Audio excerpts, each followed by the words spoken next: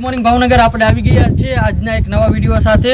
આની પહેલાંનો આપણો વિડીયો તો એક્વા કિંગડમ વોટર પાર્ક વિશેનો, તો એ બધાએ તમે ખૂબ જ જોયો છે વિડીયો અને એન્જોય પણ કર્યો છે।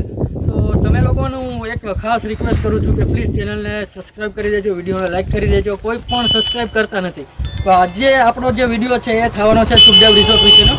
સુખદેવ રિસોર્ટ જે છે એ પણ વોટર પાર્કની એક્ઝેક્ટ બાજુમાં જ આવેલો છે, કાંઈ વધારે દૂર છે નહીં। તો તમે લોકો જ્યારે વોટર પાર્કમાં આવો છો ત્યારે પ્લીઝ વોટર પાર્કની સાથે સાથે રિસોર્ટની પણ મુલાકાત કરો, કારણ કે રિસોર્ટ એકદમ બહુ જ નેચરલી બધી વસ્તુથી ભરેલો છે। ગાર્ડન છે, એની અંદર રૂમ્સ છે, રેસ્ટોરન્ટ છે, સ્વિમિંગ પૂલ છે, બહુ બધી વસ્તુ છે। તો હવે આપણે રિસોર્ટની અંદર જવાના છીએ। રિસોર્ટની અંદર જવા માટેની કાંઈક રૂલ્સ અને રેગ્યુલેશન બધી વસ્તુ હોય છે, જેમ કે ટિકિટ હોય છે, એન્ટ્રી ફીસ હોય છે, સ્વિમિંગ પૂલ માટેનો અલગ ચાર્જ હોય છે, રૂમ માટેનો અલગ।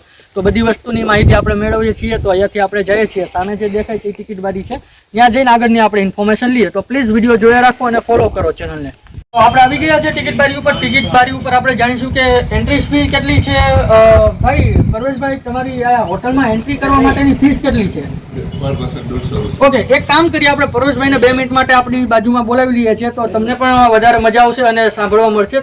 તો આપણે આવી ગયા છે પરવેશભાઈ સાથે, અને એ આપણને જણાવશે કે હોટલની અંદર અહીંયા એન્ટ્રન્સ કરવા માટેની ફીસ કેટલી હોય છે। પરવેશભાઈ, આપણે હોટલમાં એન્ટ્રી કરવા માટેની ફી કેટલી હોય છે? પર પર્સન 150 રૂપિયા હોય છે। ઓકે, રાઈટ, પર પર્સન 150 રૂપિયા, એટલે 150 રૂપિયા જે ફીસ છે એ ખાલી તમારી એન્ટ્રી માટેની ફીસ છે, અને એક ક્યાંય તમે યુઝ કરી શકો પછી?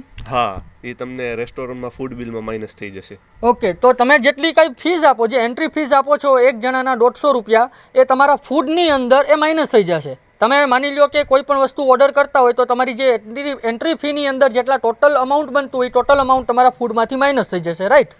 રાઈટ। એની સિવાયની બીજી વસ્તુ કયો પરવેશભાઈ? સ્વિમિંગ પૂલ છે અમારે તમે, ઓકે, એના એક્સ્ટ્રા ચાર્જીસ છે 250 રૂપિયા 2 કલાક વાસ્તે। ઓકે, સ્વિમિંગ પૂલ પણ છે, તો સ્વિમિંગ પૂલનો જે ચાર્જીસ છે એ 250 રૂપિયા છે, 250 રૂપિયા છે એક જણાના। એ ફી અહીંયાથી કૂપન લઈને તમે સ્વિમિંગ પૂલની અંદર તમે નાહી શકો છો, પણ 2 કલાક માટેનો ફીસ છે, રાઈટ? રાઈટ। એને કાંઈ યુઝ કરી શકાય નહીં? ઓકે, તો જે 250 રૂપિયા છે એને ક્યાંય યુઝ કરી શકાતા નથી, એ ખાલી સિંગલ તમારો ચાર્જીસ છે એક જણાના 250 રૂપિયા, એને લઈને અને તમે સ્વિમિંગ પૂલની અંદર નાહી શકો છો।